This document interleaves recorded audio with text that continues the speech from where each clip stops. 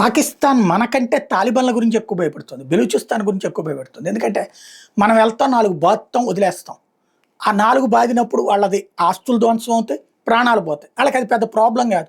ఎందుకంటే చెత్త కుండీలో చెత్త ఎరుకు బతికేటటువంటి వాడికి చెత్త చిన్నాభిన్నం అయితే ఏంటి, అక్కడ పందులు చచ్చిపోతే ఏంటి, అక్కడ ఉండేది పాకిస్తాన్ పందులే కాబట్టి అవి చచ్చిన వాళ్ళకి ప్రాబ్లం లేదు. మళ్ళీ పందులు పుట్టించగలిగినటువంటి శక్తి వాళ్ళకి బాగా ఉంటుంది. ఒక్కొక్క పంది 10 పిల్లల్ని కంటది, అక్కడ కంటా ఉంటుంది. కాబట్టి పెద్ద ప్రాబ్లం ఏం లేదు.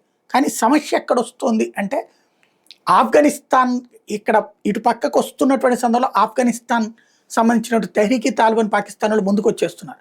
మెక్మోహన్ రేఖ దగ్గర ఏదైతే మొన్నటిదాకా పాకిస్తాన్ సైన్యం చెక్ పోస్టులు పెట్టి వాళ్ళని వెనక్కి పంపించింది, వేల మందిని కాదు లక్షల మందిని వెనక్కి పంపించింది, అంకె కూడా చెప్పింది. ఇప్పుడు వాళ్ళందరూ ఇటు వచ్చేస్తున్నారు.